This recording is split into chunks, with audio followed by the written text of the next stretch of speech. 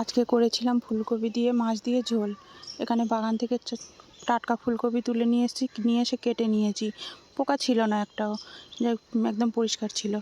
ধুয়ে নিয়েছি টমেটো, ফুলকপি, এখানে আলুও কেটে নিয়েছি, কেটে ধুয়ে নিয়েছি। পোনা মাছ নিয়ে নিয়েছি, এটা মৃগেল মাছ ছিল। যাই হোক, পরিষ্কার করে ধুয়ে নিয়েছি। নুন, হলুদ, লঙ্কা দিয়ে ভালো করে মেখে নিলাম।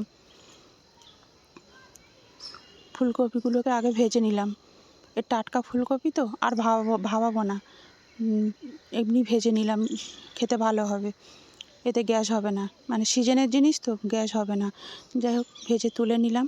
ফুলকপি ভাজার ওই তেলের মধ্যে আর একটু তেল দিলাম, দিয়ে একটু কালো জিরের ফোড়ন, তেজপাতা, শুকনো লঙ্কা দিলাম। ফোড়নটা একটু ভাজার পর পেঁয়াজ, আলু, টমেটো কেটে রেখেছিলাম একসঙ্গেই দিয়ে দিলাম। ভালো করে বেশ কিছুক্ষণ ভেজে নিলাম।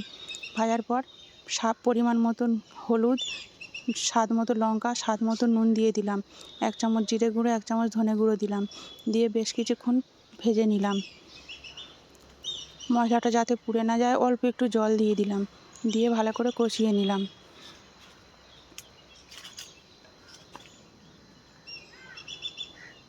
দেখো, আমার ভালো করে কষানো হয়ে গেছে। এরপর ভাজা ফুলকপিটা দিলাম। ভাজা ফুলকপিটা দিয়ে বেশ কিছুক্ষণ আরও ভাজা করে নিলাম, নাড়াচাড়া করে নিলাম। নিয়ে পরিমাণ মতো জল ঢেলে দিলাম, মানে আমি যতটা ঝোল খাবো সেরকম অনুযায়ী জল ঢেলে দিলাম। দিয়ে 10 মিনিটের জন্য ঢাকা দিয়ে দিলাম। আলু আমার সেদ্ধ হয়ে গেছে, ফুলকপিও সেদ্ধ হয়ে গেছে। তারপর কিছুটা ধনেপাতা কেটে দিয়ে দিলাম। তরকারিটা নামিয়ে নিলাম। তারপর কড়া ধুয়ে ভালো করে পরিষ্কার করে নিয়ে তেল দিয়ে মাছগুলোকে ভেজে নিলাম। মাছগুলো ভেজে নিয়ে আরেকটু তরকারিটা ফুটিয়ে নিলাম।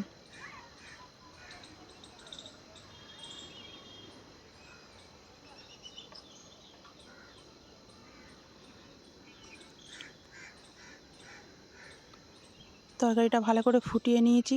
খেতে তো আমাদের খুব ভালো লেগেছিলো, গরম ভাতের সঙ্গে ভালো লাগছিলো। হালকা মশলায়, বেশি তেল মশলা দিইনি, অথচ খেতেও ভালো হয়েছিল। যাই হোক, তোমাদের ভালো লাগলে লাইক, কমেন্ট, শেয়ার ও সাবস্ক্রাইব করো। সবাই পাশে থেকো।